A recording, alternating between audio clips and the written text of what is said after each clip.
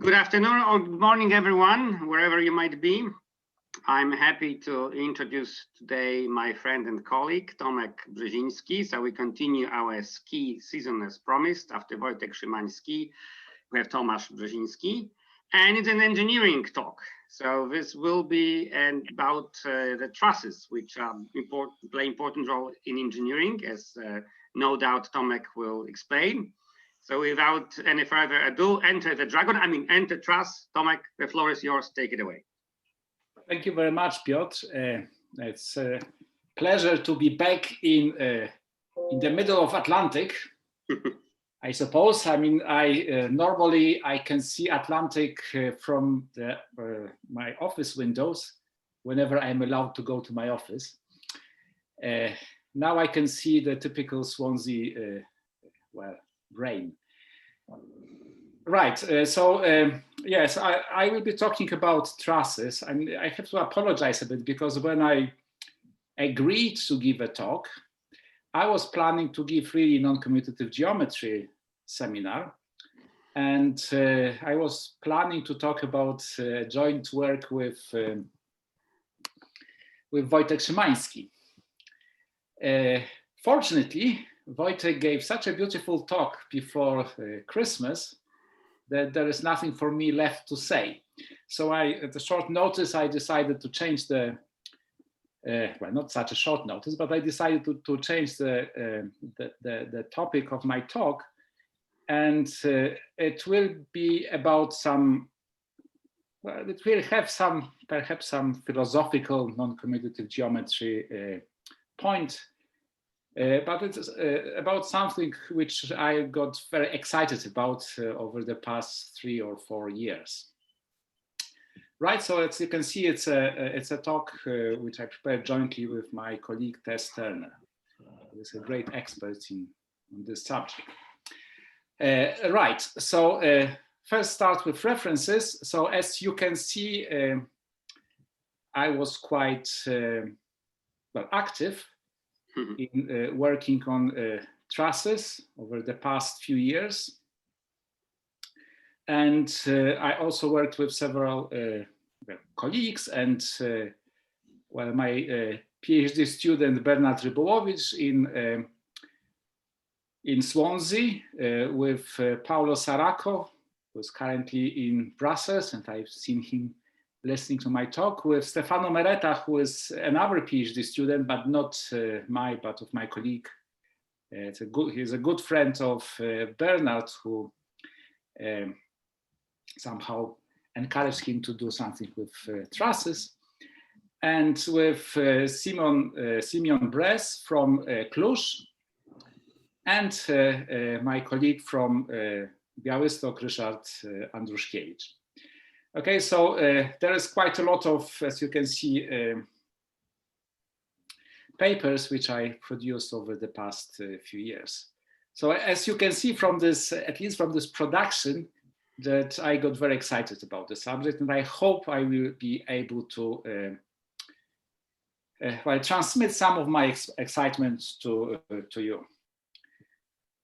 Right, so every talk about some subject area perhaps should start with some history. So I will start with ancient history.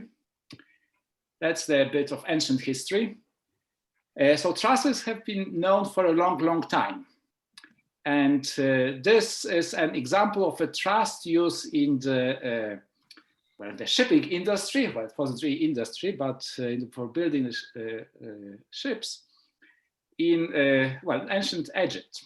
So it's quite a long time ago, right? If you are interested where this truss is in this particular case, okay, so that's this bit here, this rope over there, okay, which keeps the beam of the ship a bit more stronger. Okay, so but that's a very ancient history, and this is not really what I'm going to talk about, but just to illustrate that trusses are something which are quite known for a while. Well, more recent history, so moving a few millennia forwards to the past millennium. So the origin of trusses is in the field that we working in quantum groups and non-commutative geometry, particularly those of us who also worked with integrable systems are very familiar with, and namely the quantum Yang-Baxter equation. Okay, so as you probably know, most of you definitely know, it has been invented in the 60s or 70s and by Young in the context of quantum field theory, in physics by Baxter in the context of solvable, exactly solvable systems. And right, so Yang-Baxter equation, well, it's an equation for an operator which is defined acting on the tensor product of the vector space with itself.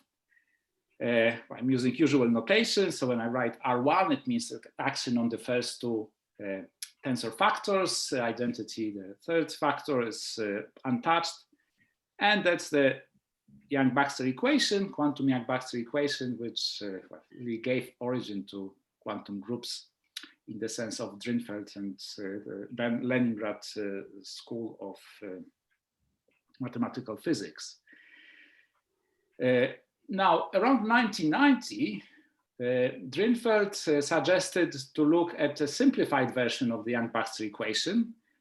Namely, the idea was to look not at the vector spaces, but at sets. And you can think about those sets as formed of the basis for the vector space. Mm-hmm. And write a similar equation, solve it for the simplified version, the simplified situation, and then linearize it. So span the vector space on the elements of the set, and then extend the map defined on the basis to the whole of the vector space. Okay, so in this particular simplified Drinfeld version, so-called set theoretic Yang-Baxter equation, so it's an equation, well, it's a function.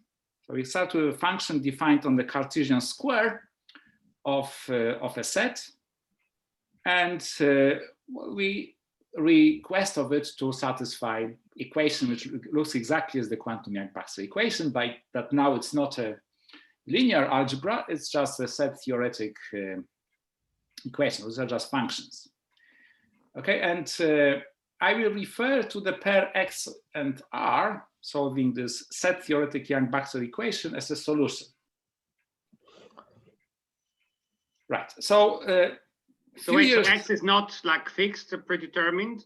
Is X part of the solution, or just R is part of the solution? Well, I think nowadays people say that X and the pair X and R, they refer to it as a solution, and I will say in a minute why this is good to have both. So when I take the empty set being X, it's always a solution, right? Yeah. So you always have a solution which is the trivial one, the identity. This will always solve this equation.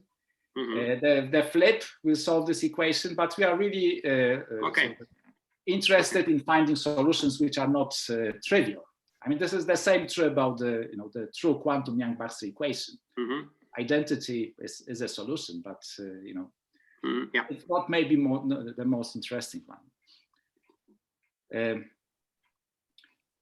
Right. So this set theoretic Yang-Baxter equation, or finding a solution, so a pair X and the function which satisfies this equation, defined on the tensor square, the Cartesian square of X. Right, so that attracted some attention. Well, at the beginning, not that much, and the first real results were obtained by Michel Vandenberg and Tatiana Gateva-Ivanova, when they realized that for this kind of solutions, there is some algebraic structure underlying it. And this then has been extended by Ettinghoff, Chandler, and Solovyov in 1999. And in 2007, Wolfgang Rumpf, who is a ring theorist from Stuttgart, realized that some class of the solutions corresponds to, well, you have a solution of certain type, provided your set X has additional structure. It's a structure of a ring, but it's not only just any ring, but so-called radical ring. I'm not going to explain what it is, but it's some limited number of solutions, non-trivial ones, can be found in this way. And then, and also he realized that if you want to find more general solutions, then there is some algebraic structure associated to it. And this algebraic structure consists, well, as I will explain, well, it's explained below what this algebraic structure is on this slide. So on the set X, you have two operations, binary operations. With respect to each one of them, X is a group. Okay, so we have, I denote one of the group operations by a plus, but this is not necessarily an a commutative operation. So, but this is a group, X plus is a group, and X dot is a group. And these two operations are not just disconnected, but they satisfy a particular distributive law. So multiplication distributes over this addition, not necessarily commutative addition, in this slightly weird way.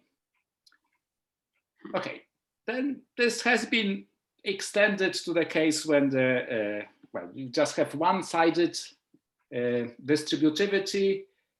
As I said, plus doesn't have to be a commutative operation. And whenever TOMASZ, you have... TOMASZ, it's Ludwig. What does it mean right-hand sided? It's non-commutative. Okay, sure. Oh, hello, Paul. Yeah, hello, good morning. Say it again, Ludwig.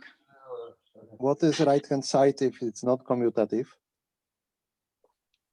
You put some Right-hand side, brackets. so this is a, so what I mean is the left distributive law, but you can imagine like in the ring, you have distributivity on multiplying, so the, you know, the other distributivity would be, oops, I somehow jumped to the, oops. Sorry, I have to stop sharing the screen. Otherwise, I will show you everything what I was planning to say. Anyway, sometimes my iPad plays this strange game. Although I don't know why. Anyway, so you can imagine the situation when you have B plus C and A on the other side, and then you can distribute. Yeah. And then A would be simply on the other side. It would be BA minus A plus CA, right? C, exactly, yes, exactly. Just like we do for rings. Okay. TOMASZ, but I have simpler question. I mean, I don't know which order you subtract A and then plus, add plus. It's well, not as written on the screen. As written This on the is screen, clear because from minus the A formula. in this equation means just the inverse of A with respect to operation plus. Of course, yeah. Okay, so that's, and this operation is not associative. So you have to keep the order. It's not commutative. It's not commutative. You have to keep the order. And is a plus commutative? No. Well, he just said it's On not. on this slide, nothing is commutative. Okay. And can you give some example? Well, the simplest example you can come up with, you just take a group and declare that, so say with the operation plus, and declare that the dot is the plus. Oh, okay, so just two identity. Okay, but that's kind of uninteresting. Well, yes, uninteresting, but so that gives rise to some trivial solutions. So these are solutions which are not of interest. So, but yes, there are plenty of examples. There are classifications, and now it is known that for a certain class of solutions, so these are so-called non-degenerate non-degenerate solutions, they always arise in that way. So I'm not writing the formula for the solution. I mean, if you have these two operations, then on the set X satisfying this condition, you will be able to, there is a formula which gives you the R, the solution of the Yang-Baxter equation, set theoretic Yang-Baxter equation. But it's not very illuminating. And this is not really the subject matter of this talk. Yeah, but you're right. When you take the dot equal to plus, you see that this distributivity law is satisfied. Yeah, it's funny. Exactly, yes. Right. So what I was really, when I saw this braces, this left skew brace, I got a bit intrigued about them, because this is a kind of distributive law which looks very natural, but I haven't met it before. Okay. Right. So we are all familiar with the ring type distributive law. So if you have A, B plus C, then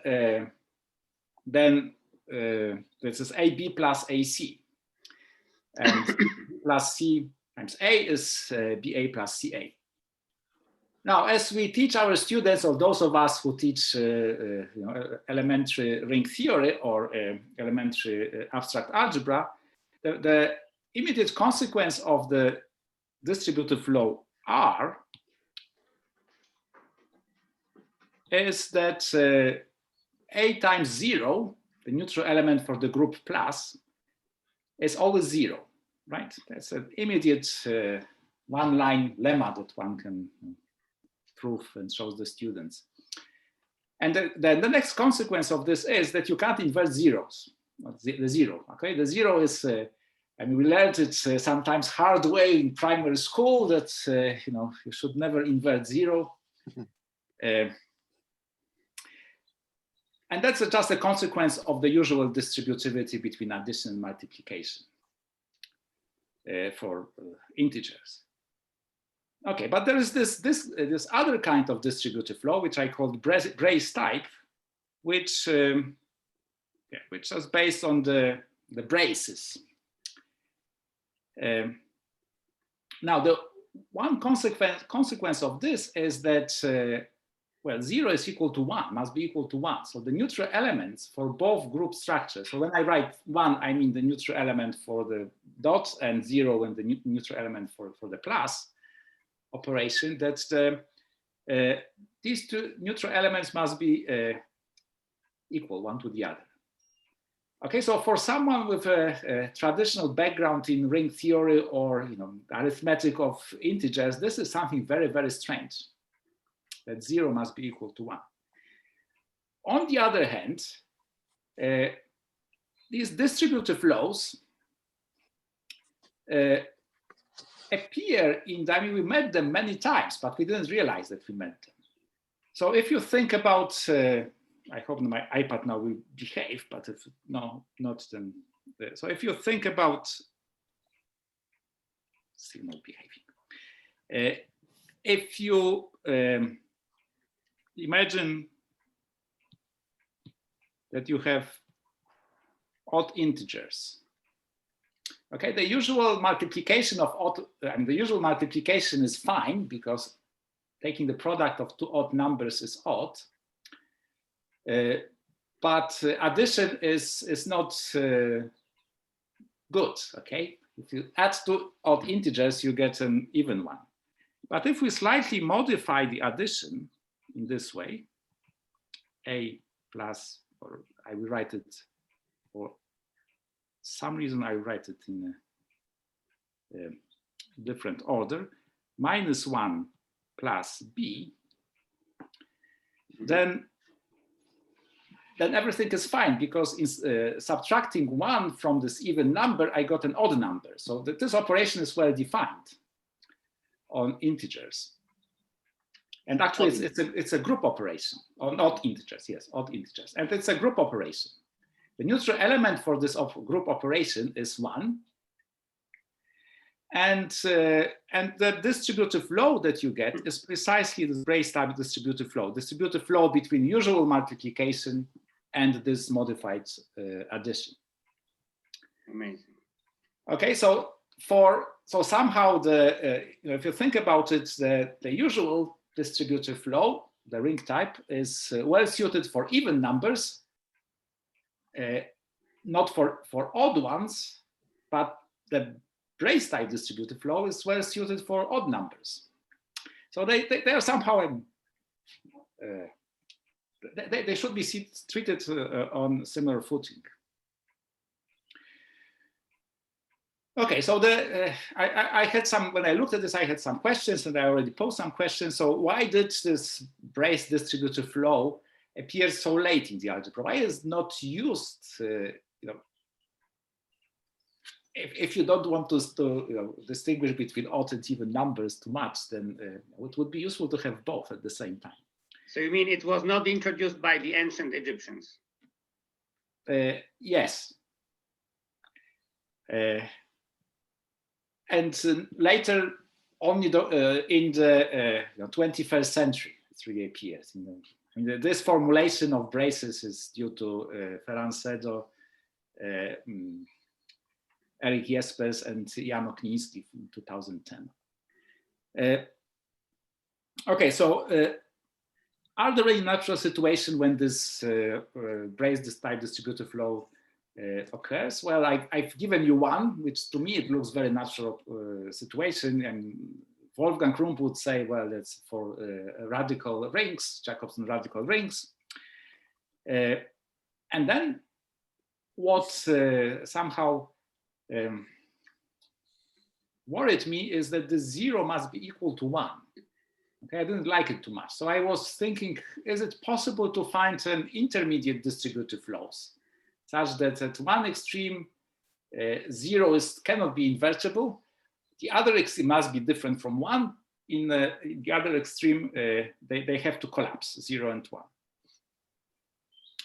And well, the main question which I will try to somehow describe, answer to describe in this talk is there a common framework for both braces and rings?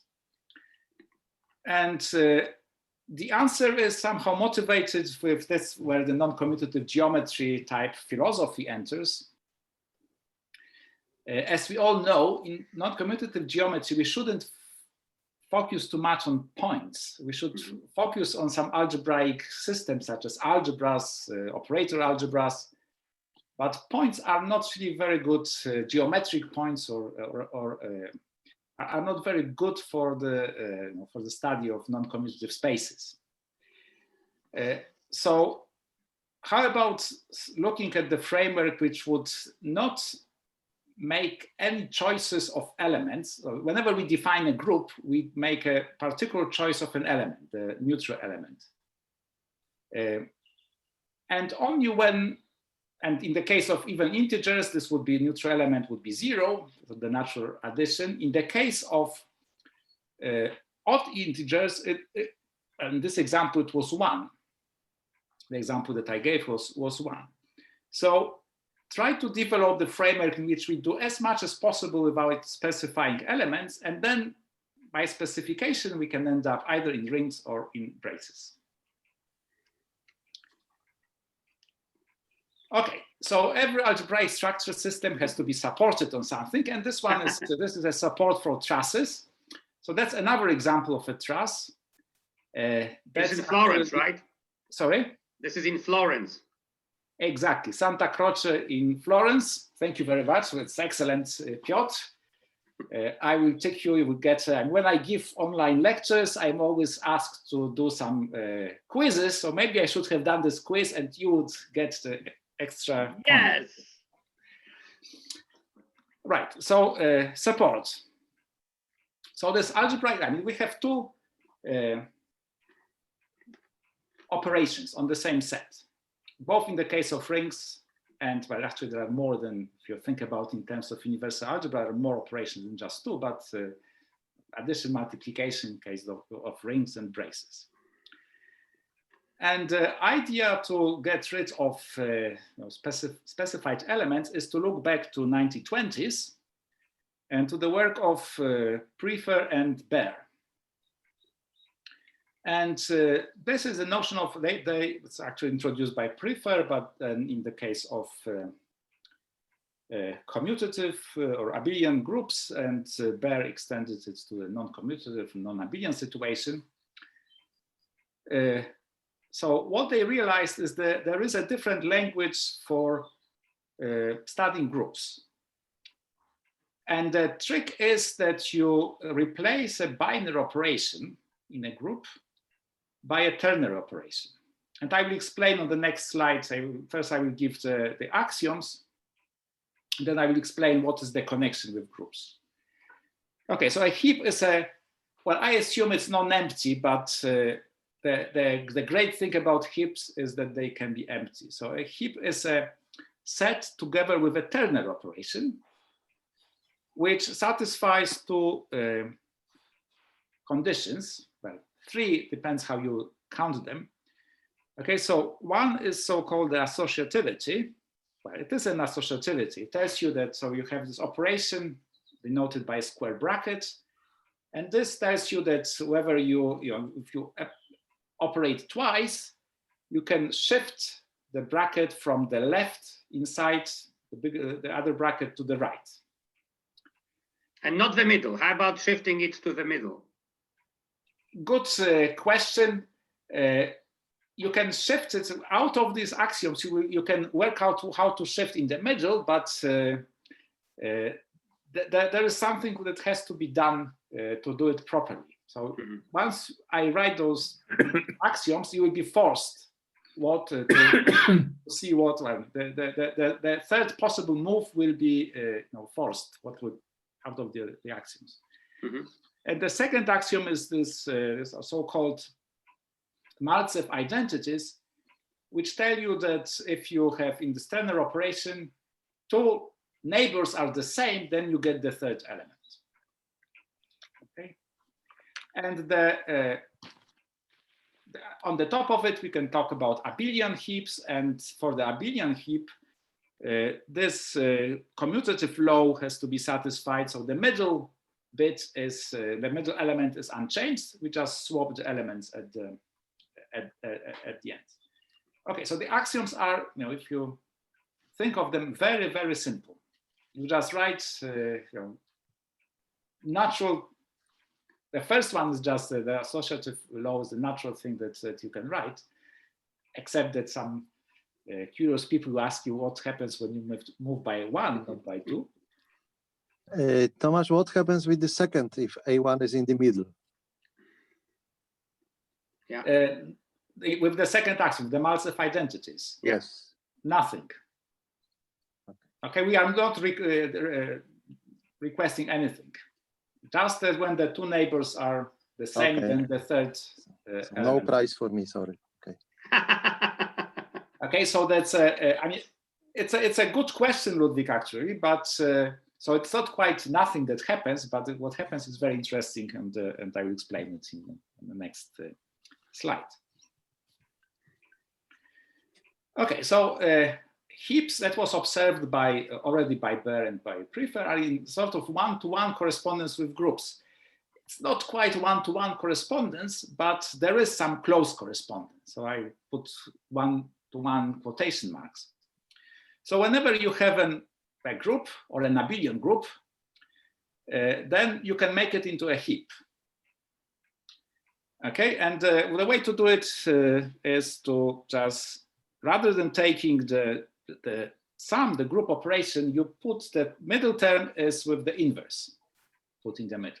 Okay, so the middle term somehow is different from the outer ones, and this explains why when you shift just by one inside the bracket, a bracket inside the bracket, you don't get the same thing as shifting by two.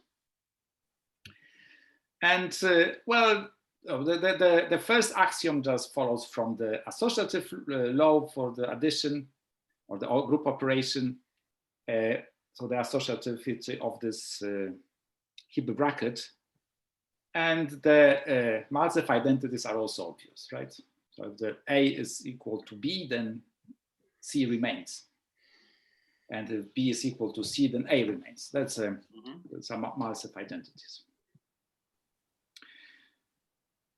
Right. Now, I said it's a one-to-one correspondence with groups, one-to-one in quotation marks, because if you have a heap, then out of it you can make as many groups as there are elements in your heap. Mm-hmm. So you define out of this ternary operation, you define a binary operation in the following way. You just fix an element, take an element in your heap, and define a binary operation A plus, I write sub EB, by inserting E in the middle of the ternary operation. And if E is the neutral element of your group, do you get something particular in terms of a heap? That's a good question, and I will. Wait a second, Piotr. Okay. I think I will answer this question in a minute. Okay, no worries. Okay, so by this E now becomes a neutral element of the group. And to answer Ludwig's question, what happens when the elements outside are the same? Well, you get the inverse of the element with respect to this plus operation, this plus sub E operation. Mhm. Mm-hmm.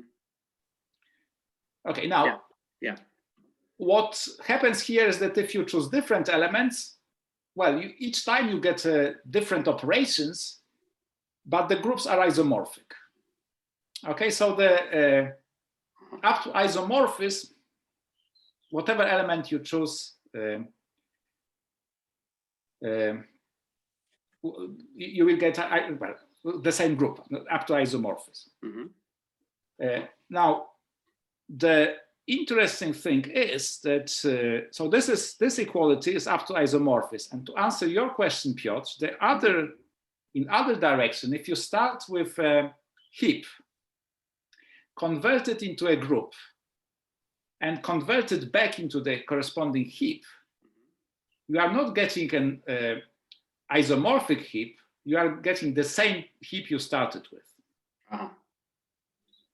Okay, so there is a difference. One way you go up to isomorphism, the other composition gives you the identity, which is very useful because it teaches you that if you want to do some calculations with heaps, then actually you can do all the calculations in groups. So choose any element, do whatever you are familiar with, operations in groups, algebraic transformations in groups, and then convert back. You will get, you will arrive at the same result as if you never entered the world of groups, just stayed in heaps.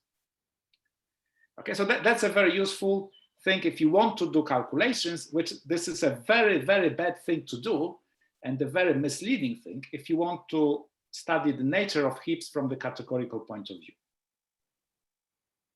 because they behave in a completely different way. And the point is this, that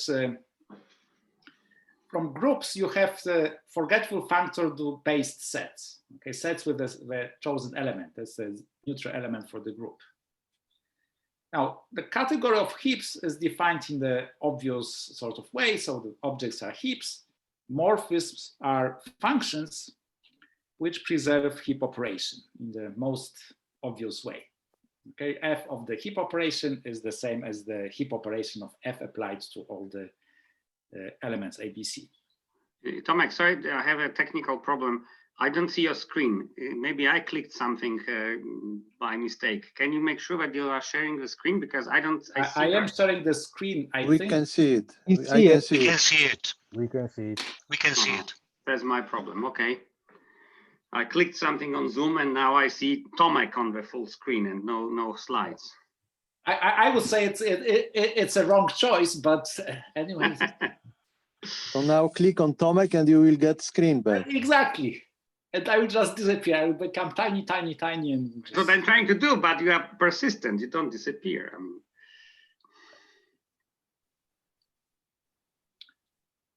So shall we wait for you, Piotr? Yeah, I've got the slides. Oof, yes. Go ahead, please. I'm sorry. Okay, that's all right. Let's.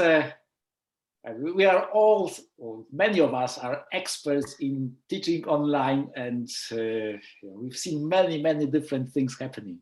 Yeah, I can concur with this statement. Yes. Okay, so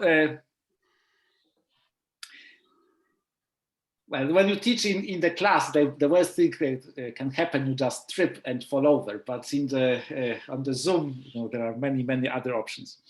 Anyway, there is a from heaps. You don't have the forgetful functor to based sets, because you are not choosing any elements. You are just have forgetful functor to sets.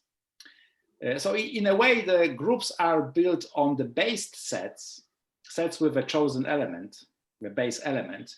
Heaps are just built on sets, and this makes a huge difference for categorical considerations.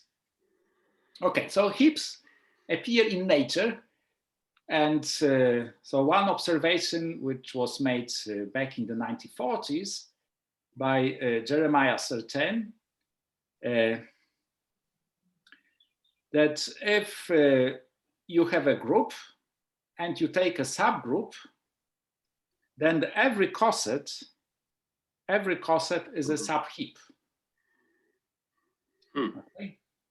And so in what way? Well, because if you take elements, if you think about it for a while, then you take A plus something in H minus A plus something in H plus A plus something in H, and two A's will cancel each other out, and you will be left in the coset. Mm-hmm. Okay, so every coset is a heap.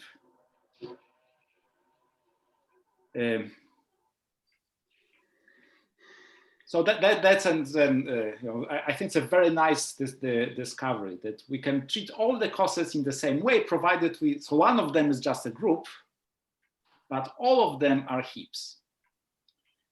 Is that what you do with the odd integers? Is that an example? Sorry?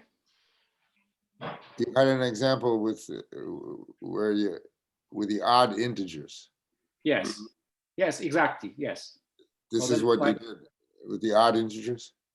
Is yes, that correct? all integers are a coset. A coset, yes. But the subgroup is the even integers. Exactly. Yeah.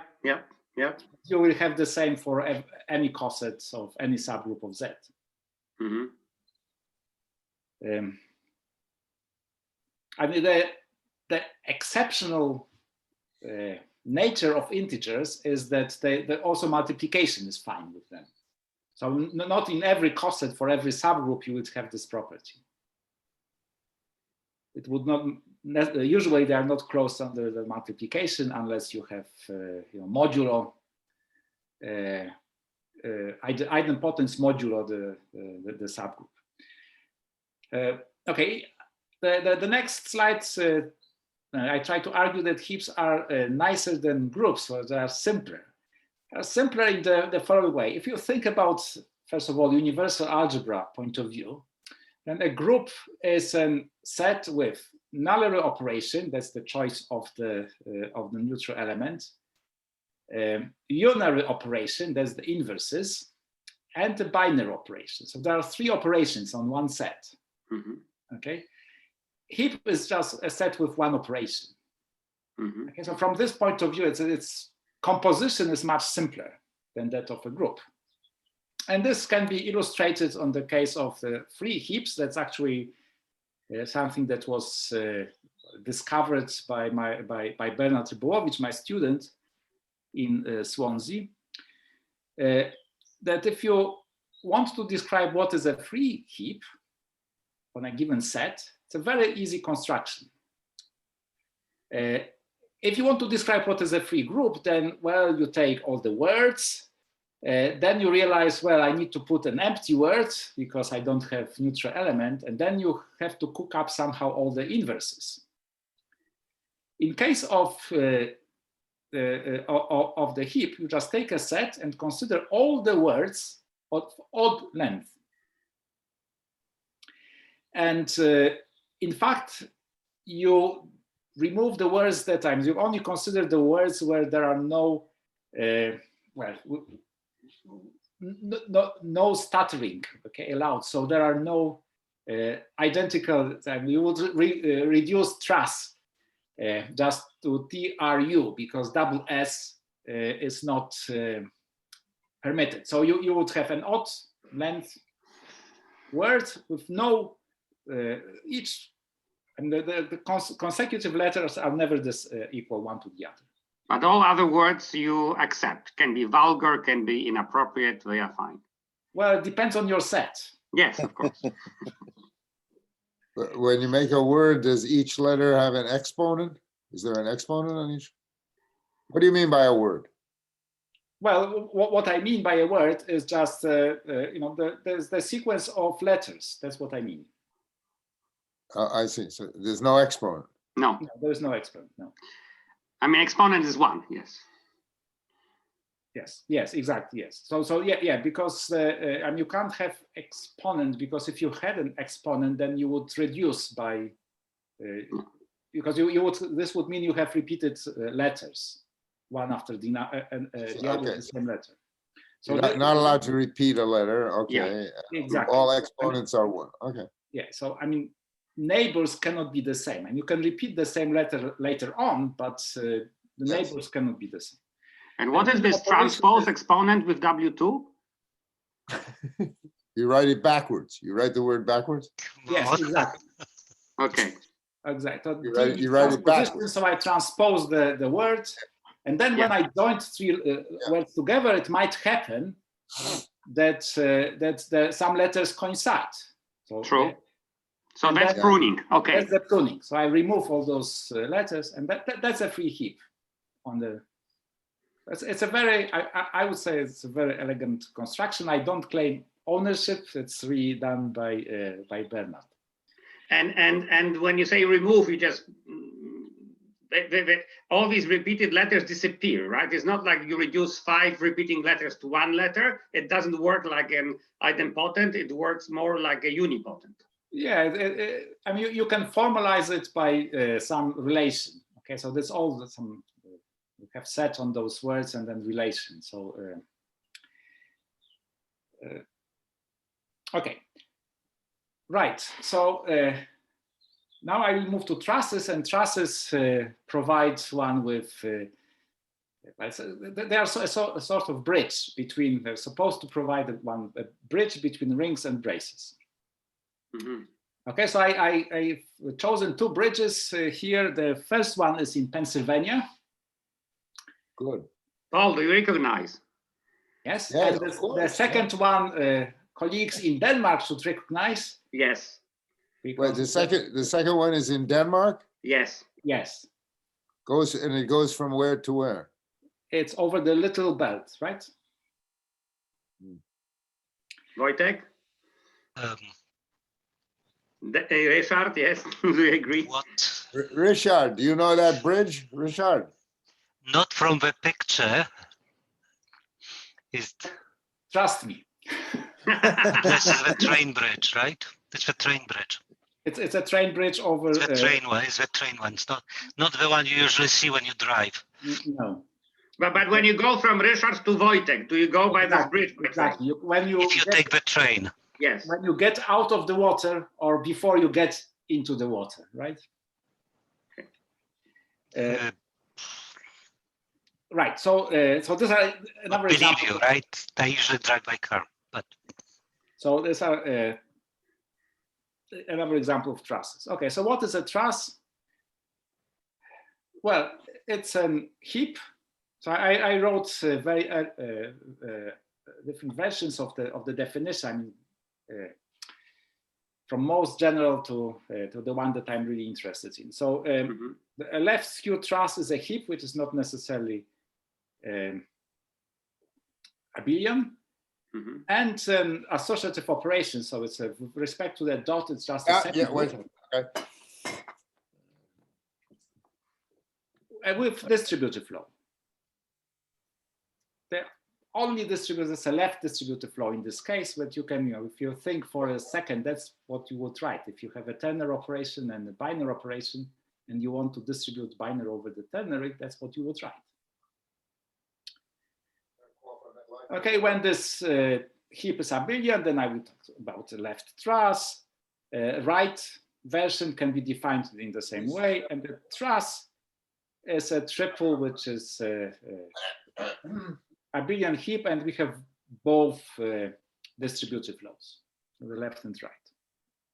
A morphism is what you would expect from a morphism, so it must be a morphism of heaps and semigroups at the same time. Okay, so a truss is just a abelian heap with a binary associative operation and the distributive laws on the left and on the right. And this dot, does it have a neutral element or not necessarily? Not necessarily, no. However, so, you know, I know this iPad played a trick on me, and when I was moving back through all the slides, Piotr managed to read all of them, so that's on the next slide. No, I didn't. So one that you can see now. So, right, so if you have a, say, left skew truss, so this the biggest generality situation, and you have a neutral element, then, well, actually I'm talking here about a group, but if it's a group with the neutral element 1, then this will be a skew brace with the plus defined, so I will just remind you what it means. So x, I should write it differently. Okay, let's write it like this. X, y is equal, so this definition, x plus 1, y. Okay, so I don't need, if I don't want this a plus to be a dot to be a group, I would just say if I have a monoid, then the associative law will also, this brace type associative law will also always hold, but then I wouldn't have a brace, because for the brace I needed 2 group operations, not just monoid. Okay, so if your truss has identity, then you can find a group, corresponding group will satisfy brace with respect to the corresponding group operation arising from the heap operation. You will have brace type distributivity. Okay, if your truss has an element, or semi-group has an element which absorbs all your elements, so this, I call it 0,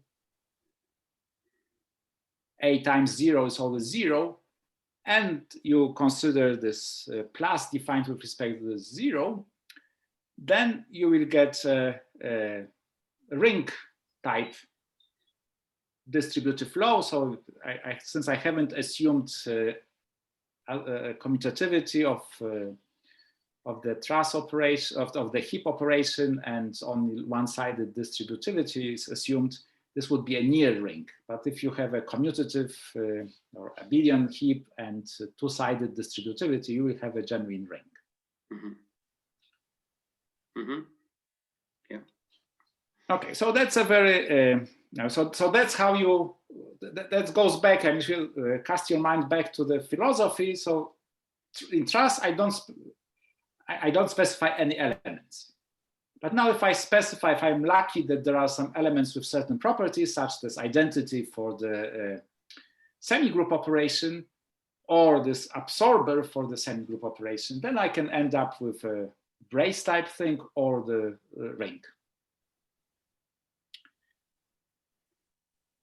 Right, but I also mentioned that I was worried about this, or looked at the, how I can separate in braces 0 from 1. So I have to admit that I tried various versions of the modified brace distributive law. And I listed, on this slide, I'm listing those versions that I tried.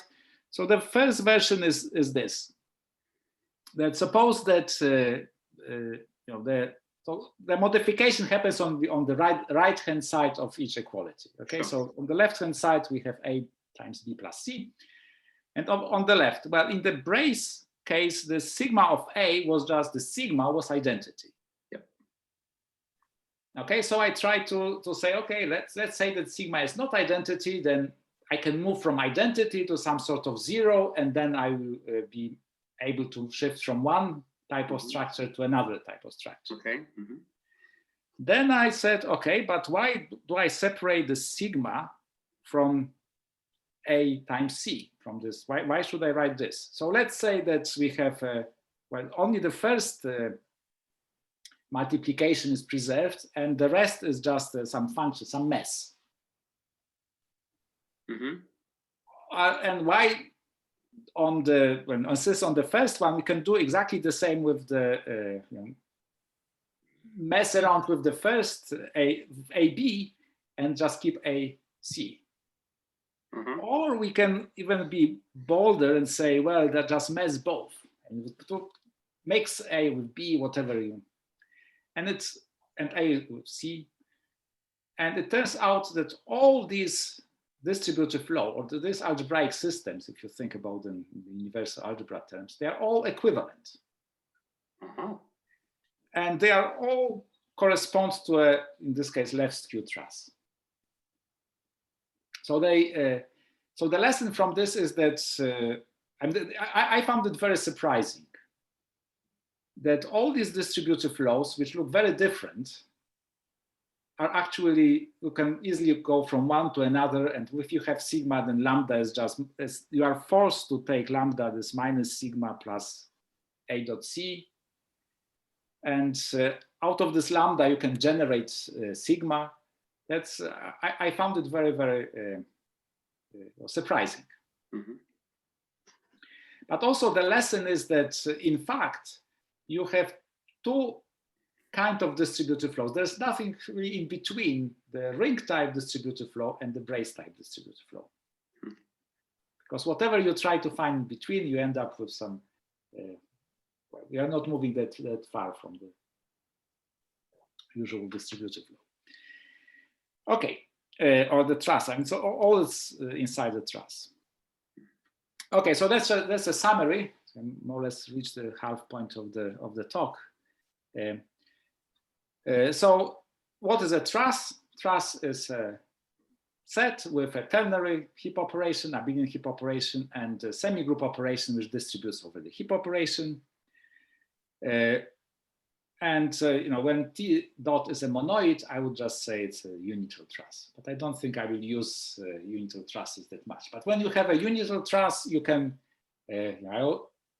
sometimes refer to them as brace type, because you can choose as a group structure with one as a neutral element, and then you have a brace type distributive law. Okay, so that's the case of Monsieur Jourdain. We all speak trusses or met them in some version or the other. So every ring is a truss, that's in the obvious way. Odd integers, as I explained, are a truss. Odd fractions, so these are fractions of odd number over an odd number. They are a truss, and in fact, they are also a brace, because you can always invert a fraction like that. There is no zero there, so you don't need to worry that you have a zero in the denominator. So you can invert everything. Or if you look at n by n matrices over integers with odd diagonal entries and even off diagonal ones, then such matrices will not form a ring, but they form a truss.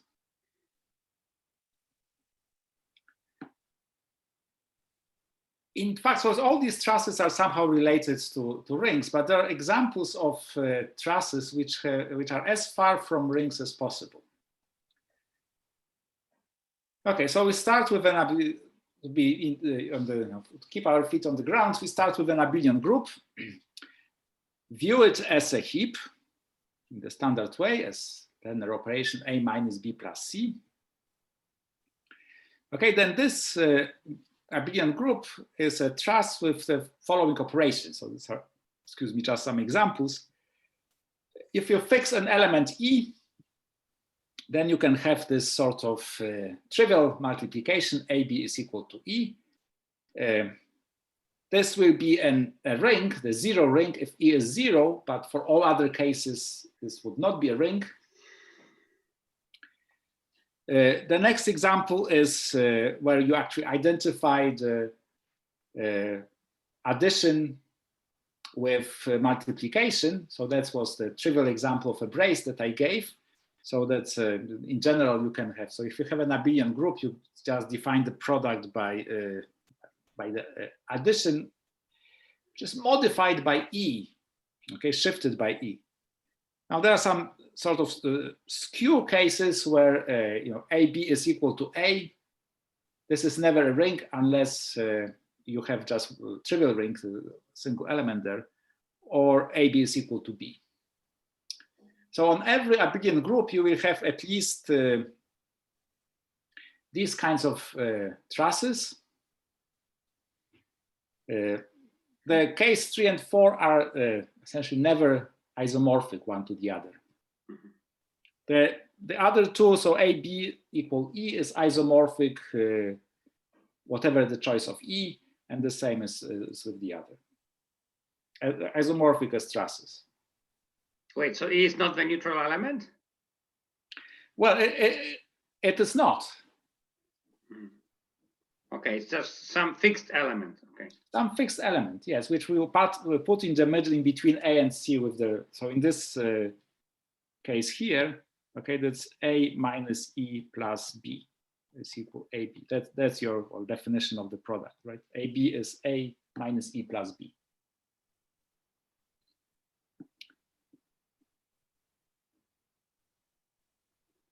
Okay, so I don't know, maybe I will skip this slide just to show you that there is, if you want to study some traditional well-known groups and ask how many different sort of trusses you might have on them. So you would probably start with integers.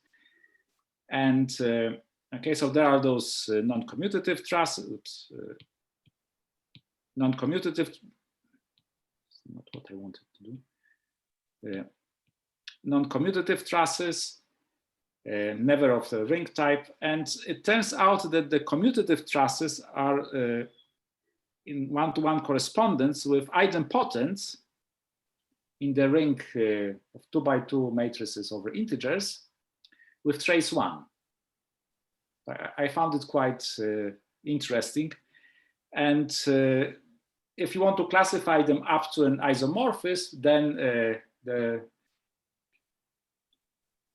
you can associate isomorphous classes with orbits of this infinite dihedral group. I don't know why, but that's how it came from the classification by brute force. But I think it's quite a nice connection with ring theory. Right. So the next thing is that I said that there are trusses which are as far removed from rings as possible. I like this AB equal A type of truss. But it turns out that in fact, with whatever weird truss you take, you can always associate on the same set using the Turner operation, the original Turner operation. You can associate a ring. And the procedure is this. So this is a joint work with Ryszard Andruszkiewicz and Bernard Rybowowicz, not yet published. Okay, so if I take a truss and just pick one element there, I don't care which element. Okay, so once I picked an element, I have a group. Okay, this is called retract. So I recall the group operation. A plus B is A, E in the middle B. So E is now a neutral element. So it will be a 0 for my ring that I construct or we construct. And subtraction is given by this formula. A minus B is ABE. Okay, so now we define a binary operation in this way. So it's A bullet B is AB minus AE minus EB plus E squared. And surprisingly, this is an associative ring. Okay, so with this plus here and product as defined here, this is an associative ring. Different choices of the neutral element for your additive group give isomorphic rings. Okay, so now this is so you use the same set. You use well the binary operation, which is already in the definition of a truss, but we have to modify the multiplication. So it's not such an obvious way connecting trusses with rings, and this is actually the place where you can connect braces with two-sided braces with radical rings. So you get the same sort of correspondence. Okay, so you might be surprised, but this is also a truss.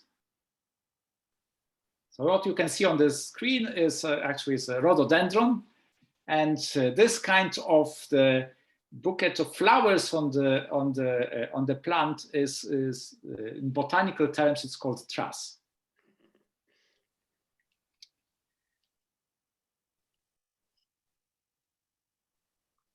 So if you can't smell the flowers, it's not a warning sign. I mean, this time, this current situation, it might be a warning sign if you see flowers and you can't smell anything. But you know, we are just we are zooming. Okay, so so are you still with me, or I lost? Oh yes, you? Yes, we are. Yeah, no. Okay. Okay, so how do we get rings? Well, we start with an abelian group. So one typical example of a ring. We start with an abelian group, and we take all endomorphisms of this abelian group, and they will form a ring because the endomorphisms of the abelian group will form themselves an abelian group, and the composition will distribute over the addition. And the composition, of course, is an associative operation. Okay, so when you do the same procedure with starting with an abelian truss, then you can look at all abelian heap. You look at all endomorphisms of this abelian heap. Then the composition of endomorphisms again gives an associative operation, and but the set of all endomorphisms has also a heap operation, which is just defined in this pointwise. That's exactly the same way as we do for abelian groups. Okay, so that's a very important example of a truss. I mean, if you think about groups, that's a very abelian groups. That's a point when you start talking about representation theory for, you know, for rings. Ring and take endomorphism of the underlying group, and then you study ring homomorphism from the ring to this endomorphous ring. You have a module then, and so on. And the endomorphous ring of some abelian group. So you start with a ring, take an endomorphous ring of an abelian group, and then you start when you study homomorphism from one ring to another, you have modules, and representation theory starts here. So that's a very important example of a truss. Now, there is a classical theorem in group theory, which goes again to Baer and also Kaplansky, known as the Baer-Kaplansky theorem, which allows one to classify up to isomorphism abelian groups, torsion abelian groups to be precise, by using isomorphisms of endomorphous rings. Okay, so this Baer-Kaplansky theorem tells us that two torsion abelian groups, are isomorphic if and only if their endomorphous rings as groups, so these are rings, and G and H are isomorphic. And whenever you have an isomorphism between endomorphous rings, isomorphous or rings, then there exists a unique group isomorphism between the groups. So there is a one-to-one correspondence. So if you want to classify groups, you can move the problem into ring theory and classify the endomorphous rings. And I mean, the theorem is from the 1940s, and then several people tried to look at different situations. So it's also true for vector spaces and some generalizations. But we needed the current pandemic situation to prove the Baer-Kaplansky COVID-19 theorem, which is it's a joint work with Simeon Brez, that 2 abelian groups, so the only difference now is no torsion. Here there was torsion, there is, on this slide there is no torsion. So 2 abelian groups are isomorphic if and only if endomorphous trusses are isomorphic as trusses. And every isomorphism of the endomorphous trusses gives rise to an isomorphism, actually an isomorphism of underlying heaps, heaps underlying groups or groups, but every such isomorphism can be then repaired to give an isomorphism of groups. So by the formula that was Kaplansky or Baer-Kaplansky formula works here as well, but you don't get just group homomorphisms, but then they can be repaired to get a group homomorphism. So you still have one-to-one correspondence. So there is a one-to-one correspondence between isomorphisms of abelian groups and isomorphisms of endomorphous trusses of these groups.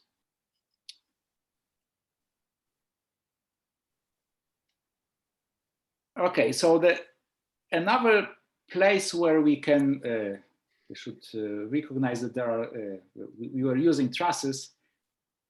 So this is somewhat even more technical to what I said so far. So the problem is this. Well, whenever you have an algebraic system, you would like to study congruences and to have quotients. Okay, in the case of groups, you have a group, the congruence is given by a normal subgroup, and the cosets, the normal subgroup, will form a group, right, a quotient group. So you can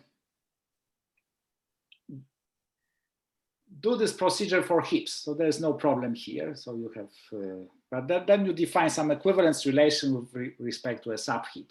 In case of an abelian heap, it's just any subheap. In the case of a non-abelian one, you have some normality property.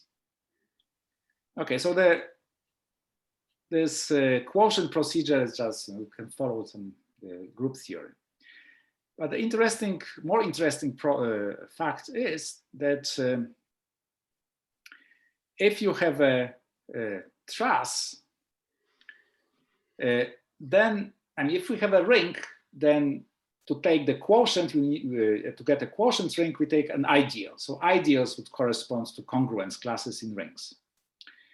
In trusses, the definition of ideal is somewhat more involved. So I prefer to refer them to paragons, which are, paragon is almost as ideal as an ideal. Okay,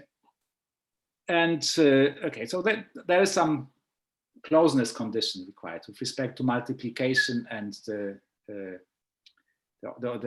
bracket operation. But the point that I wanted to make here is that if you have a quotient ring,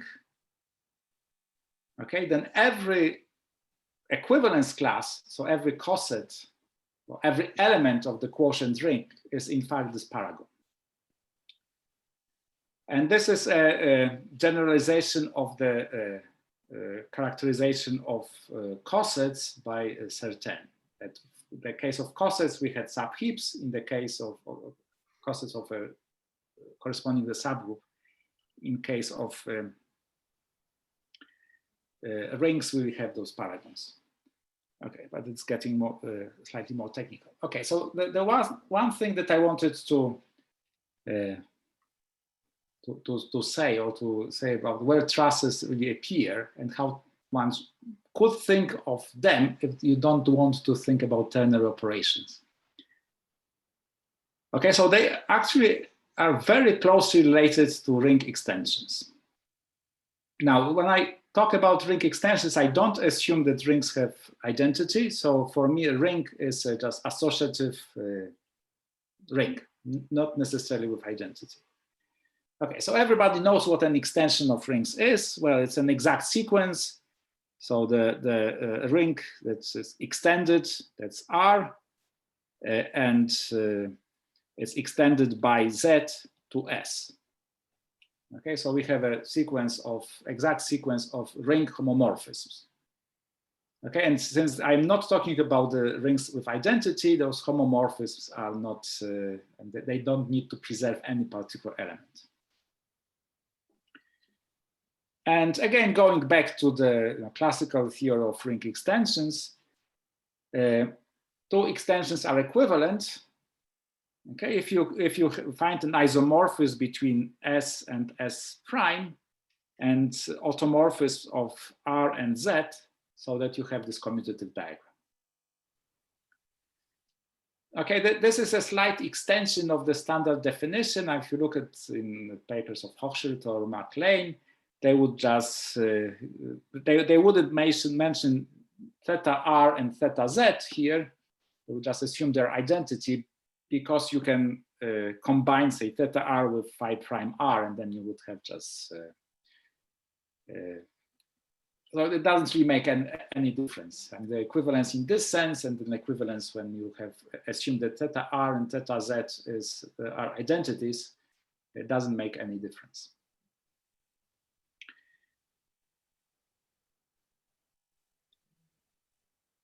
Okay, so so the next thing is that if you have an extension of some additional property, then you have a truss inside it. Okay, so suppose that we have this ring extension, and we take Q, an element in the ring to which we are extending R. So it's an exact sequence from 0, R, S, Z. Then Q plus R is a subheap of S. Well, that's a certain result, and paragon of S, that's what I've just explained a few minutes ago. Now, if it happens that, so Q plus R is a subtruss of S, if and only if Q squared minus Q is in R. When I write R, I mean the image of R under phi sub R. So in other words, you have this Q is an element which becomes an idempotent in Z, right? So up to the R, it is the same. Q squared is the same as Q. Thomas, just that I understand it, when you say that phi R S phi Z is an ideal ring extension, you mean that you have some phi R from R to S and some phi Z from S to Z. Am I correct? Exactly, yes. And phi R is a monomorphism, injective, phi Z is an epi. Yeah. Okay, and it turns out that actually those trusses inside, in this particular situation, can be used to classify ring extensions. So two extensions are equivalent. So if we have, well, it's not quite that yet. So if we have equivalent extensions, then the corresponding trusses inside them will be isomorphic as trusses. Okay, so if you have equivalent extensions in which you can find this particular truss, then and another equivalent extension and another equivalent extension, then you will have equivalent trusses. Of course, you have to, this chosen element Q has to be transformed via theta, this isomorphism from S to S prime. So there is some compatibility with between those chosen elements. Okay, so now it gets a bit more complicated, but even more complicated. A lot of terminology, which within, well, I hope in 15 minutes should not be necessary at all. So what you see now, you might not need it ever at all. So I don't know whether this is a good advertisement for what I'm going to say. Anyway, so in the theory of ring extensions, well, has been developed for many, many years in algebra. And in particular, there is a certain class of extensions. And these are so-called homothetic or bitranslation extensions or whatever. So what the situation is here? So we start with a ring and a double operator on R. So what I mean by a double operator is that actually I have two additive functions. Okay, I have two additive functions from R to R. So I can denote them by sigma with the arrow pointing to the right or to the left. But a convenient notation is to write this result of sigma pointing to the right as sigma A and pointing to the left as A sigma. Okay, so this sigma A is sigma arrow pointing to the right of A. It turns out to be a convenient notation. I will explain hopefully in a minute or so. Okay, so MacLane calls such a sigma bimultiplication or Petric bitranslation if for all A and B, the following associative laws are satisfied. Okay, so let me explain what these laws actually are. So the first property here tells us that sigma with the arrow pointing to the right is a right module homomorphism over R seen as a right R module. Okay, the sigma pointing to the left is a left module homomorphism. So that's the second property. And the third property is that actually there is they are compatible. So whether you are to the left or to the right, you will get the same result. And the last final property, so that's a double homothetism property or self-permutable by MacLane, is when you have this equality. So when you act with, so how does it work? You evaluate sigma with an arrow to the right on A, and then evaluate the sigma to the left. It's the same as evaluating other way around. Okay, so these are the properties. So I will give you some examples, just an example appear soon. Okay, so the convenient, the way of writing this with sigma, not with the brackets, as evaluating as some element, is because of all these rules, you can write words like A sigma, B sigma, BC sigma D, and you can uniquely determine what it means. It's just like an associative law. So like you are extending your ring with an additional element sigma, which satisfies all possible associativity conditions, so you don't need to write any brackets whatsoever. Okay, so for every element in the ring, you have a so-called inner by multiplication. So that's just multiplication by S from the left and from the right. So that's, but this is a sort of trivial homothetism. So when we study some isomorphous classes or people study isomorphous classes, then quotient, these are normally quotient out to get some outer ones.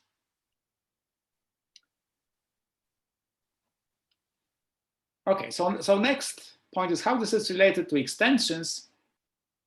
Well, it is related in the following way. That if we start with a ring and have this homothetism or this bitranslation, sort of permutable bitranslation, and an element S in the ring, such that these two properties hold. So again, the second one looks like a idempotent property with respect to the well, outer bimultiplications. Okay, so if we have the pair sigma and S, sigma is a bimultiplication or homothetism, and S is an element, S bar means multiplication by S left or right, then the group R plus Z or R times Z is a ring with this particular product. So on Z part, we just multiply in Z. On the R part, well, we modify the original multiplication. So that's the original multiplication, but now we modify it through this sigma.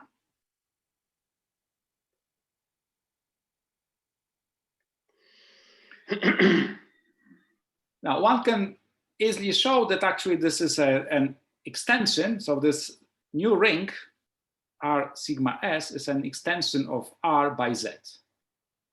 And the maps, extending maps, are the obvious ones. So they are the inclusion of A as A0 and projection of phi Z into integers, into the second component.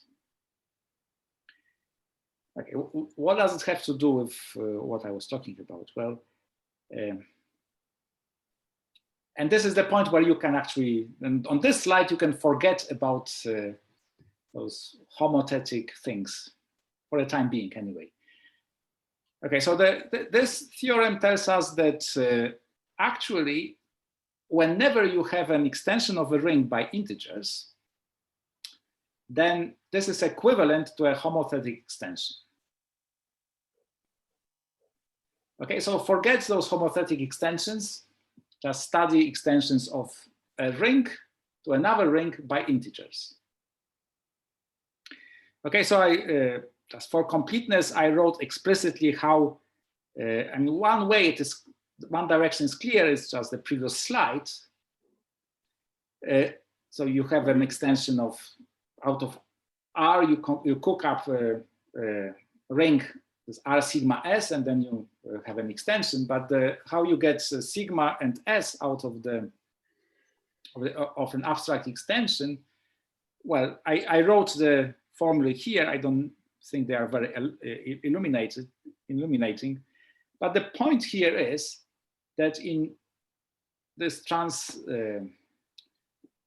this movement from one type of integer extension by integers to another type, what you need to do, you choose an element.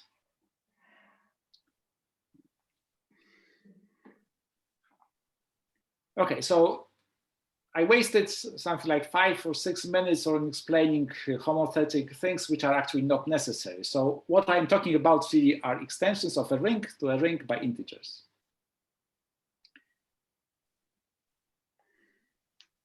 And the next thing is, I would say, surprising.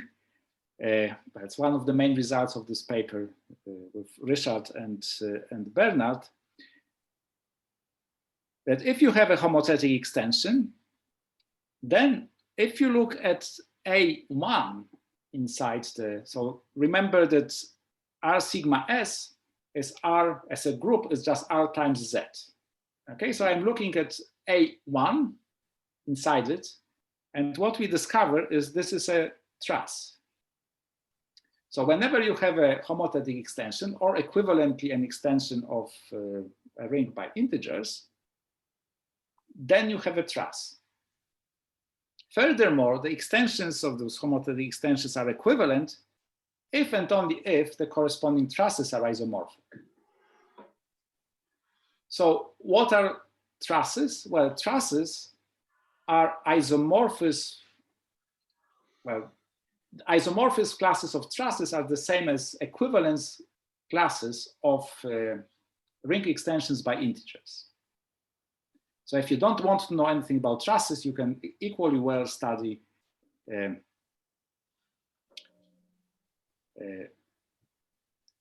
ring extensions by integers. Well, I jumped the gun a bit, and because what I needed to say is that, but that's fine. So when you have an extension, you have a truss. But how about starting with a truss? Do you get an extension by integers? And yes, so there is a way of doing this, this thing. So I remind you that if we have a truss and choose an element, then there is a ring with the corresponding bullet product. And then we can construct a homothetys by using the neutral element for our ring. Okay, so when I write, so that's an important point, when I write e squared here, I write e squared, I mean a multiplication in t, not in, this is not a multiplication with the black dot, with respect to the black dot, because this would be 0, because e is a 0 for the ring with multiplication denoted by bullet. So this is a multiplication in t. So e squared is not the same as e. Okay, so and then, so epsilon is the homothetys and e squared is the corresponding element of the ring. And then what we get is that, so we have an extension, and if we look inside this extension, we get back our original truss. Okay, so that's a process when you have, so we have a truss, we constructed a ring out of it, or the ring extension. We look inside this ring extension and find back the original truss there, which is constructed in some canonical or prescribed way. Tomek, sorry, I would like to ponder a little bit on this bullet formula, please, if we may. So first, you have this bracket with 5 entries. So what does it mean? I'm used to ternary relation, and now you have. Okay, so if it makes you happier, I can write it like this. Okay, so I will put brackets. Okay. Are you happier now? Oh yes. Okay. That's what I write. Sorry. So when you start working with this stuff, you write things that are obvious to you, but not for anyone else. Yeah. Except my particular collaborator on this on these slides. Okay. So this is what I expected you would do, but how on earth do you come up with such a formula? I mean, for this bullet, because I think that here you give a nice conceptual presentation. I mean, you say how to go back from a truss to an extension, and this formula is a bit wild. I mean, I suppose you somehow computed. You don't just dream about it. Piotrek, Yes? Write the right-hand side as a minus c times b minus c. A minus. So Okay. you don't really have to, right? Yes. That's the Thank you, formula. Richard. But Yes. Richard, Is the rule of 0. Please remember that what is written on the right-hand side of this equality, you don't have the usual distributive law. So that's not a product in the ring, so you can't really. No, so on the the right-hand truss, side, right? You don't have distributive law. It's the product in your truss, but it's what's the word? Yeah. But that's where it comes from. Yeah. So Piotr, if you are really, really interested, so unfortunately you missed a talk by Ryszard Andruszkiewicz. He gave a talk in Warsaw on Thursday in the algebra seminar at the university, where he explained step by step how he because actually this was part of the his contribution, how he arrived to this complicated formula. Okay. And he started from, actually in his approach, he started from extension side, and then he looked into the extensions and tried to figure out. So that was the, it's when you present it, it looks like magic. Yeah, exactly. It's a crazy dream. Yeah. But so that's probably the concluding slide where there was enter truss or exit truss. So the summarizing theorem is that there is a one-to-one correspondence between isomorphous classes and equivalence classes of integer extensions of rings. And in fact, you can have so this onto correspondence. And what it tells you is that, well, you can use trusses to study extensions of rings, so just isomorphous classes of trusses and equivalence classes of extensions, or you can use the whole machinery to produce examples of trusses, or classify all possible ones on a given abelian group. So this is just an example what you can do. So if you have it's again taken from our paper with Richard and Bernard. So if you have an abelian group, then and you say the following. So you have a ring, and to each ring you can associate a corresponding truss, or trusses. You can classify all of them. This essentially means the extensions of this ring by integers. So in this particular case,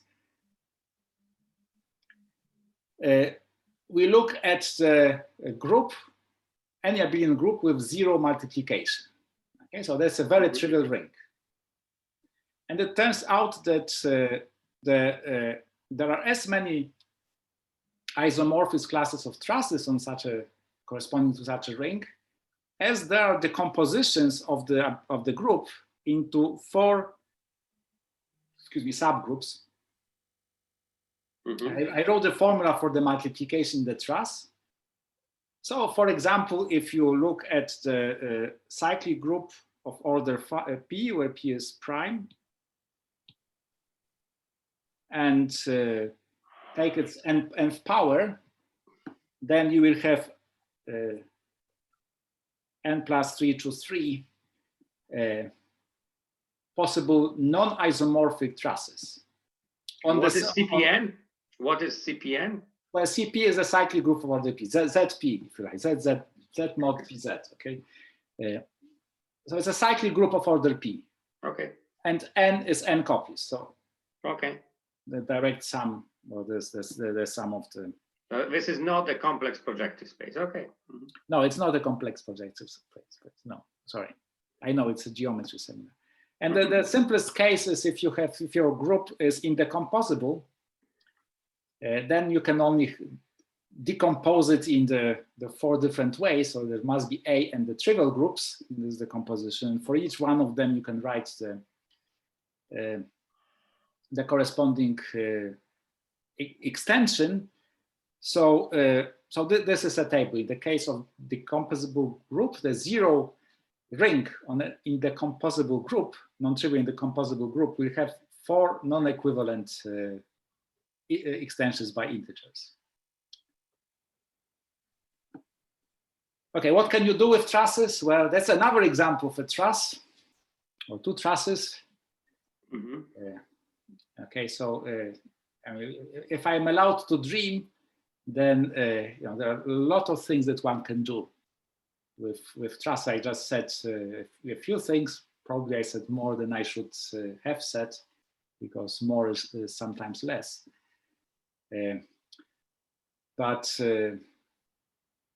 Okay, so if I can dream, then sky is the limit for studying trusses. Okay, thank you very much, Tomek. Where is this sign for clapping hands, reaction, clapping hands? Yes. Can you see my clapping hand? So thank you very much for a very interesting engineering talk. And I was right, it's about engineering. Well, and botanical as well. Botanical as well. Nautical as well. This is a beautiful example of very applied mathematics. And now we open the question session. So please fire at will. I asked my question during the talk, so I'm done. Tomek Maszczyk? Yes, I have questions. Go ahead. At least 2. Okay. So from the very beginning, how these two operations, plus and times, define in this theoretical setting this morphism R from X cross X to X cross X? That's a question. Thank you very much, Tomek. A question, but it's not really what I would like to answer. So I can direct you to the papers. Okay. It's just it's a technical formula. So you have a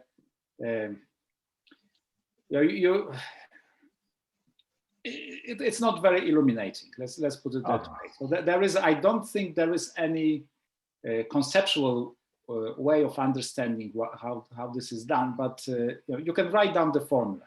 So that's okay. So the second question: could you come back to the page when there were at least 6 different deformations in terms of one?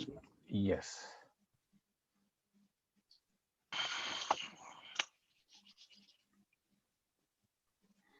It was you lost it. One Yeah. more. Yes, this one. Mhm. Okay, so there are different deformations, let's say, in terms of the sigma, lambda, mu, and kappas. So could these deformations contain some parameters? What do you mean parameters? So like you would like to have some, I don't know, function from say real line or whatever? Yeah, so my general question is how much more deformations could you think of giving the same left skew truss? So I mean, my answer to this is I don't know, but you know the key here is that you have on the right hand side, whatever you do, there is at least one plus. Mm-hmm. And I suppose that if you wrote just function of ABC on the right hand side, then you would get really nowhere. And so it would be too general. But I don't know how more general you can go with this sort of deformation. Mm-hmm. So, you know, the history of this was that I started with the first one, with the sigma. And then I realized that actually it corresponds to some sort of lambda. And then I asked, well, there is some, for sigma, everything is symmetric. It doesn't matter if I preserve A dot B or A dot C. So there should be a counterpart. And then I asked, well, is there anything that can be, we can mess? Mm-hmm. So I was just the piece of paper. I was messing around. Okay. I mean, if I to be frank, then the history is this: that I one day a request for the evaluation of a project proposal landed on my computer, and that was when I first saw this strange structure, and I started to play with it and try to see how this can be modified. Mm-hmm. And so there's no classification of possible distributive laws. I mean, well, you know as well as I do, or even better, that you can formulate distributive laws in the sense of John Beck, in the categorical sense, and each of these cases somehow might be probably related to this kind of distributive law. What I have found, so at some point I tried to understand the distributivity between binary and ternary operation, the Truss distributivity in the case of categorical. So you can write distributive laws there, but it gets a bit. You not only have monads, but actually some sort of since I can see Robert Wiesbauer on the screen. Hello, Robert. Nice to see you. And he's an expert on lifting properties and functors corresponding to distributive laws. Then I couldn't find any lifting properties. But you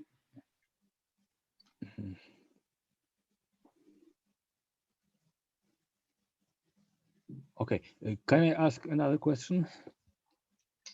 Oh yeah. Are you asking me or Piotr? I don't know who. Everybody. Okay. Is there a notion of a module for let's say heap or truss? Yes. Yeah. So module is defined in the same way as you would define a module for the ring. So you have an endomorphous truss for a heap, or an abelian heap, and then the module over a truss would be a truss homomorphous from your truss to endomorphous. So is a paragon a kind of bimodule in this sense? Yes. Okay. So the next question, is there a square zero analog of paragon? Square zero? Yes, like in the sense of Hochschild extensions. Oh, I see. Well, there is a problem here. What is zero?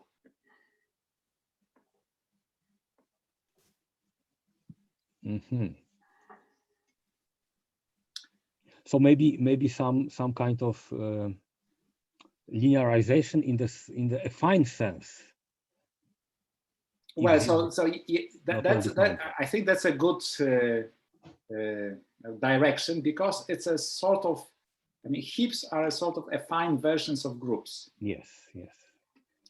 And this is this would be a good direction to go. So they are torsos. Yes. Yeah. So they are torsos. Okay. So is the classification of this extension related to some cohomology theory? I suspect so. We haven't. This is something which is 21 not yet finished paper. So it's a very recent, and this is the conclusions of our paper. We write as analyzing what is the homological meaning of this thing. What sort of homology you would have associated with this. So that's definitely something that should be investigated. Another thing that when I said sky is the limit, so for example, I would like, and this is something that might interest you, Tomek, how about sheaves of trusses? So that's where you don't have the, you attach to open set, you attach a truss rather than, and then you don't need to make any choices for zero elements or whatever. And so this situation is very common in geometry, especially in algebraic geometry. For instance, if you have an elliptic curve, then there are different definitions, versions of the definition of an elliptic curve. If it is defined over, let's say, rationals, and this Weierstrass equation has no rational solution, then it's an example of a heap. Because you can ternary operation, but without a neutral element, it's not a group variety. Okay,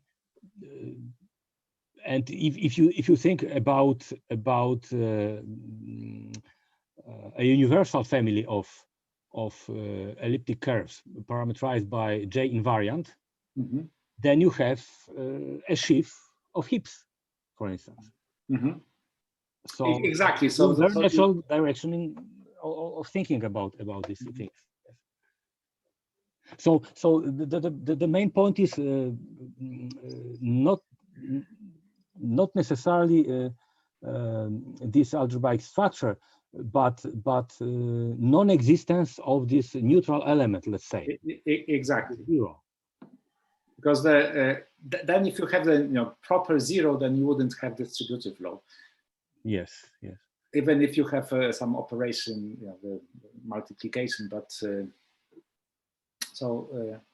and there's another situation when some points are missing. In topos theory, sometimes people consider topoi without points. Mm-hmm. So if you have if you don't have points, then the only chance to speak about group-like things is in the language of these heaps. Heaps, yeah. So from the point of view of constructive mathematics, when the existence of these distinguished elements is not guaranteed, so this is the right language. So it's a part of, in the spirit, it's a part of constructive mathematics. Yeah. Okay, different question. Sorry, Tomasz. So I got confused. You were writing this ring extension, right? Mm-hmm. R to R tilde to Z. But that's extension of Z by R, not of R by Z. Okay, yeah, so I was also worried about it. Yes, yes. So I'm somewhat confused Yeah, about your also crossed my terminology, mind. at least about your terminology. Yes. well, so the terminology that I use is based on ring theory papers by Patrick and Redday. So they use this kind of terminology. Okay, so that's different from everybody else. Plus, of different. course, these extensions are classified by cohomology of Z with values in R. Mm-hmm. H2 of Z in values in R. H2 in the sense of what H?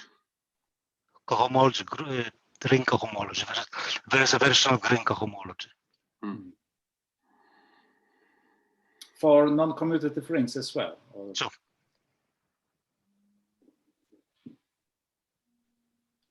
Okay, so that's just another. So here we have an answer to homological. Okay. Yeah. No. There is homological interpretation, of course, right? Yeah. And I think Robert wanted to ask a question. Yeah, Robert, go ahead.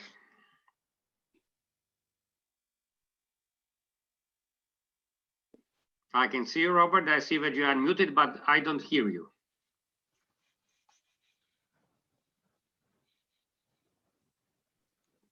We can't hear you, Robert. We can see you, and I see that you are unmuted, but we cannot hear you. I can see you are moving your mouth, but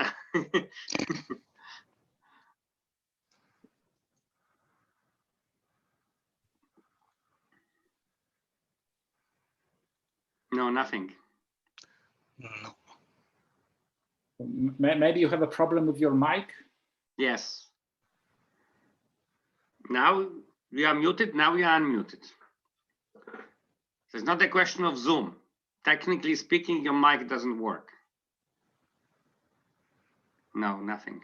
So, Robert, if you want, you can ask you can type. You can type on the chat. If you look at the.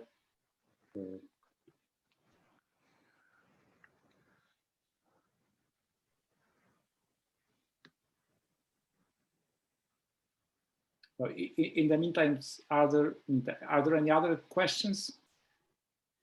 May I ask some elementary question? It's Sergei Sylvester from Sweden. Nice. Unfortunately, I cannot put my video because there is some problem in my Zoom installation.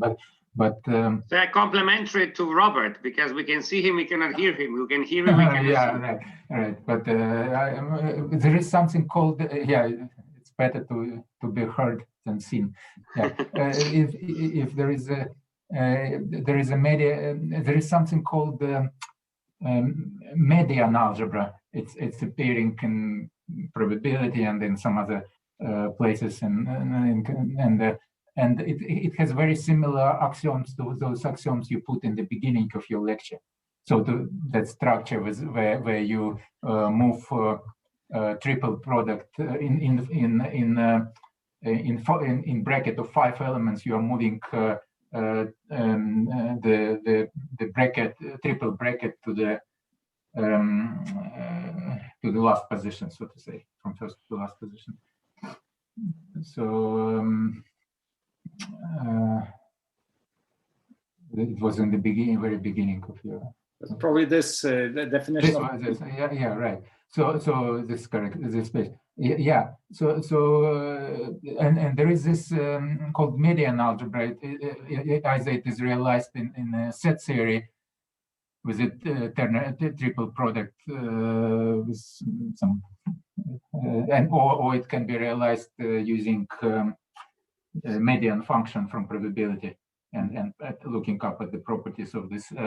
And the axioms are very similar to this, except as far as I recall, except that the second axiom where you have this sort of idempotent property of this action when you put square of A2 acting on A1 and you sort of it acts as identity, not idempotent, but you square of the second, except that in this median algebra, instead of A1 on the right hand, on the right hand side, I would say it is A2. So it is very similar structure, but you have A1, A2 equal to A2, but the first axiom is the same. And I'm wondering if you could, if you know, or could comment something about this connection with this median algebras. If you know, So I have to admit that I don't know these algebras. I mean, the heaps were developed and started in the definition I gave you in the 1920s, but there was a huge contribution from Wagner.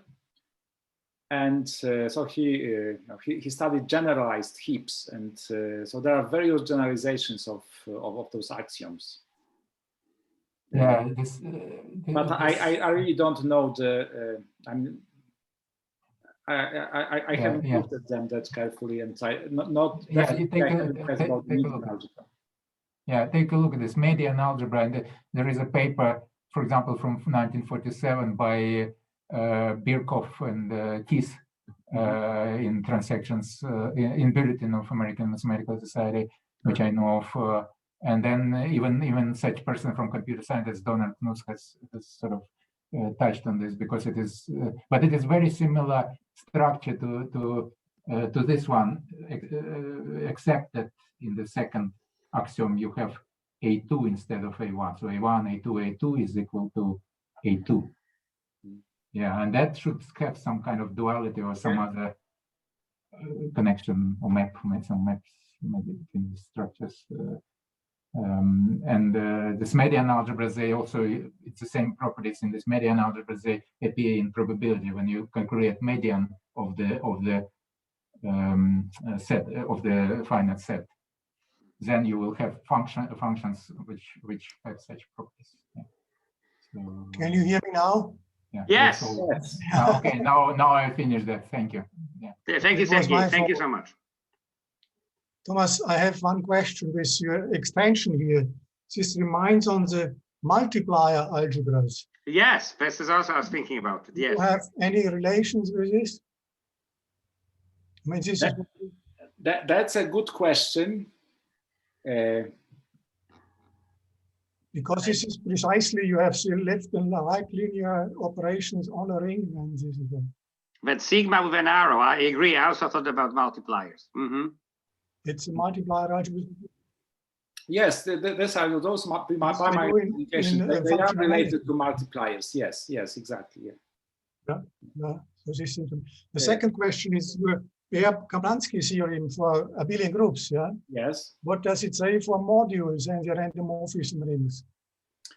Okay, so for modules, it's you can extend it to modules, and we extended in our paper with Simeon, but it's quite I would say it's not completely satisfactory.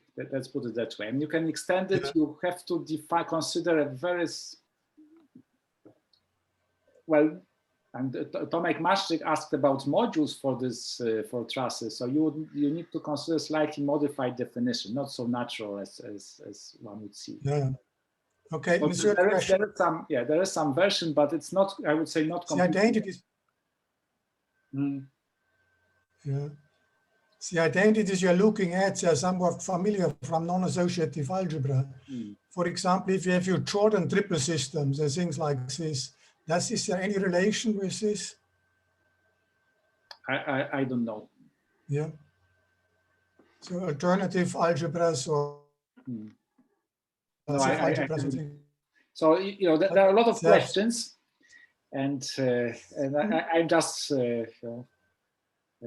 at the beginning of the journey in this world, and I would like to encourage everyone who has some good questions, ask them and try to answer them. Okay, thank you for your talk. I have to go now also.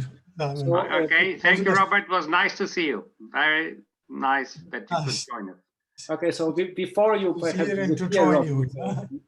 before we finish, nobody asked the question. I at least expected one person to ask the question. Who is Tess Turner? Yes, who is she? Because I guess it's a female name. She. Well, she's not a real person. She is just the anagram of enter Truss. Oh, yes, yes. Tess D'Arberville also was not a real person. Sorry? Tess D'Arberville also was not a real person. Okay. Well, it depends on how you define reality. Okay. Okay, if there are no other questions, we can stop right now. Are there any questions? Nope. So can I? Yeah, cool. Tomek. So, as every algebraic structure, it must be governed by some operand. And on the level of operands, sometimes it's easier to see some relationships between different algebraic structures. So can these relationships between heaps, trusses, rings, and so on and so forth can be written in the form of some morphisms of operands? Okay, so when I gave this a few years ago, I gave a talk a couple of years ago in Nottingham, and then Alex Schenkel also asked a similar question, and we looked at it after the talk. We looked at it, and I mean, it wouldn't be what we. I haven't come back to this after this discussion with him. I mean, he's. After looking at it a bit more carefully, he thought it would be prop rather than operand. It's,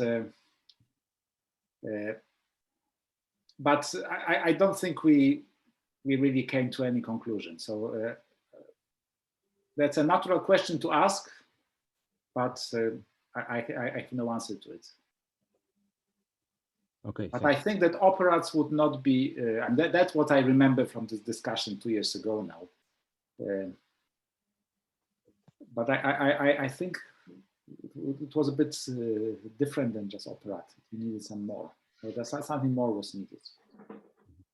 Okay. More, and when you go to this those sort of structures, then you and they become more and more complicated. And you might, that's my personal view, at some point you can lose the simplicity for the sake of generality and viewing the... I'm asking this question because at some point you constructed the truss of endomorphisms. And it looks like you could define